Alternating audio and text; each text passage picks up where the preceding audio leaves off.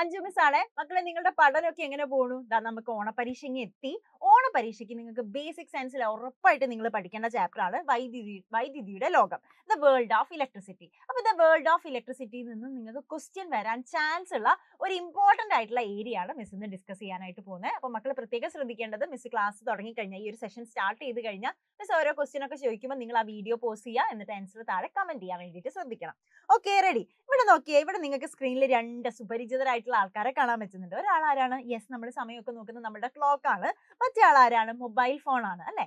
ഇവരിൽ രണ്ടിലും ഉപയോഗിക്കുന്ന സെല്ലുകൾക്ക് ചെറിയ വ്യത്യാസമുണ്ട്. എന്താണ് ആ വ്യത്യാസം?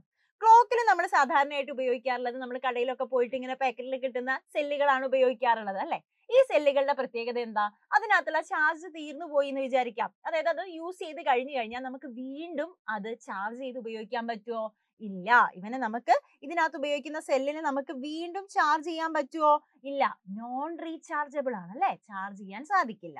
അപ്പൊ എന്ത് പറയാം? ഇതിനകത്ത് യൂസ് ചെയ്യുന്ന സെല്ലുകൾ നോൺ റീചാർജബിൾ ആണെന്ന് പറയാം. നോൺ റീചാർജബിൾ ആണെന്ന് പറയാം. ഓക്കെ, അങ്ങനെയാണെങ്കിൽ മൊബൈൽ ഫോണിലെ ചാർജ് തീർന്നു എന്ന് വിചാരിക്കുക. അപ്പൊ നമ്മൾ എന്ത് ചെയ്യും? മൊബൈൽ ഫോൺ അങ്ങോട്ട് എടുക്കും. ഇതുപോലെ ചാർജ് തീർന്നു കഴിഞ്ഞാൽ നമ്മൾ എന്ത് ചെയ്യും? മൊബൈൽ ഫോൺ അങ്ങ് എടുക്കും. എന്നിട്ട് നമ്മൾ എന്ത് ചെയ്യും? പ്ലഗിൽ ചാർജ് വയറൊക്കെ കണക്ട് ചെയ്ത് ചാർജ് ചെയ്യും. എന്നിട്ട് എന്ത് ചെയ്യും?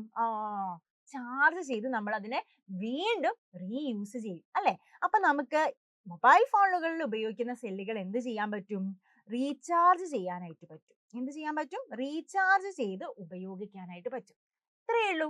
ഇത്ര മാത്രമേ ഉള്ളൂ. അപ്പൊ നിങ്ങൾക്ക് പഠിക്കാനുള്ള ടോപ്പിക്, നമ്മൾ റീചാർജ് ചെയ്ത് ഉപയോഗിക്കാൻ പറ്റുന്ന സെല്ലുകളെ നമ്മൾ എന്ത് പറയും? റീചാർജബിൾ സെൽസ് എന്ന് പറയും. എക്സാമ്പിൾ ആയിട്ട് നമുക്ക് ആരെയൊക്കെ പറയാം? യെസ്, നമ്മുടെ മൊബൈൽ ബാറ്ററിയിൽ ഉപയോഗിക്കുന്നത്, ലാപ്ടോപ്പിൽ ഉപയോഗിക്കുന്ന സെല്ലുകൾ, അതേപോലെ തന്നെ ഇലക്ട്രിക് വെഹിക്കിൾ ഒക്കെ അല്ലേ? ഇപ്പൊ ഒരുപാട് ഇലക്ട്രിക് വാഹനങ്ങളില്ലേ? ഈ വാഹനങ്ങളിലൊക്കെ ഉപയോഗിക്കുന്ന ബാറ്ററികൾ നമുക്ക് എന്ത് ചെയ്യാൻ പറ്റും? റീചാർജ് ചെയ്ത് വീണ്ടും വീണ്ടും ഉപയോഗിക്കാനായിട്ട് സാധിക്കുന്നതാണ്. അത്തരത്തിലുള്ള സെല്ലുകളെയാണ് നമ്മൾ റീചാർജബിൾ സെൽസ് എന്ന് പറയുന്നത്. അങ്ങനെയാണെങ്കിൽ ക്ലോക്കിലും റിമോട്ടിലും നമ്മളുടെ ടോയ്സിലൊക്കെ ഉപയോഗിക്കുന്ന, റീചാർജ് ചെയ്ത് ഉപയോഗിക്കാൻ കഴിയാത്ത സെല്ലുകൾ എന്ത് പറയും? യെസ്, നോൺ റീചാർജബിൾ സെൽസ് എന്ന് പറയും. എന്താണ് പറയുന്നത്? Non rechargeable cells. അപ്പൊ റീചാർജ് ചെയ്യാൻ കഴിയാത്ത സെല്ലുകൾ എന്നാണ് മലയാളത്തിൽ നിങ്ങൾ പറയേണ്ടത്. അപ്പൊ എന്ത് പറയാം? എ സെൽ, നോക്കിക്കോളൂ, നോൺ റീചാർജബിൾ സെൽസ് എന്ന് പറഞ്ഞു കഴിഞ്ഞാൽ A cell that cannot be recharge is known as non rechargeable cells. Okay, clear? Charge ചെയ്ത് ഉപയോഗിക്കാൻ കഴിയാത്ത സെല്ലുകളെയാണ് നമ്മൾ റീചാർജ് ചെയ്യാൻ കഴിയാത്ത സെല്ലുകൾ എന്ന് പറയുന്നത്. എക്സാമ്പിൾസ് ആയിട്ട് നമുക്ക് TV റിമോട്ടിൽ ഉപയോഗിക്കുന്ന സെല്ലുകൾ പറയാം, വാൾ ക്ലോക്സിൽ ഉപയോഗിക്കുന്ന സെല്ലുകൾ പറയാം, ടോർച്ച് ലൈറ്റില്, വാച്ചിലൊക്കെ ഉപയോഗിക്കുന്ന സെല്ലുകൾ നമുക്ക് പറയാനായിട്ട് സാധിക്കുന്നതാണ്. അപ്പൊ ഒന്നും കൂടെ റീചാർജബിൾ സെൽസ് എന്താണെന്ന് നോക്കിക്കോളൂ. Rechargeable cells are cells that can be recharge and reused many times instead of being thrown away after one use. Okay, വീണ്ടും ചാർജ് ചെയ്ത് പലതവണ ഉപയോഗിക്കാവുന്ന സെല്ലുകളെയാണ് റീചാർജ് ചെയ്യാൻ കഴിയുന്ന സെല്ലുകൾ എന്ന് പറയുന്നത്. എക്സാമ്പിൾസ് ആയിട്ട് ഒരുപാട് എണ്ണം നമുക്ക് പറയാൻ പറ്റും. ഇവരൊക്കെ പറയാം, മൊബൈൽ ഫോൺ ബാറ്ററി ഒക്കെ നമുക്ക് പറയാൻ പറ്റുന്നതാണ്. അപ്പൊ എക്സാമിന് നിങ്ങൾക്ക് ഇതുപോലുള്ള ക്വസ്റ്റ്യൻ വരും. ഓക്കെ, ഇവിടെ ഹോംവർക്ക് എന്ന് പറഞ്ഞത് നമ്മൾ ബാച്ചില്, നമ്മുടെ 7ാം ക്ലാസ് സ്കൈ ബാച്ചിൽ നമ്മൾ കുട്ടികൾക്ക് ഹോംവർക്ക് കൊടുക്കാറുണ്ട്. ആ ഹോംവർക്ക് ക്വസ്റ്റ്യൻ കൂടി ആയിരുന്നത്.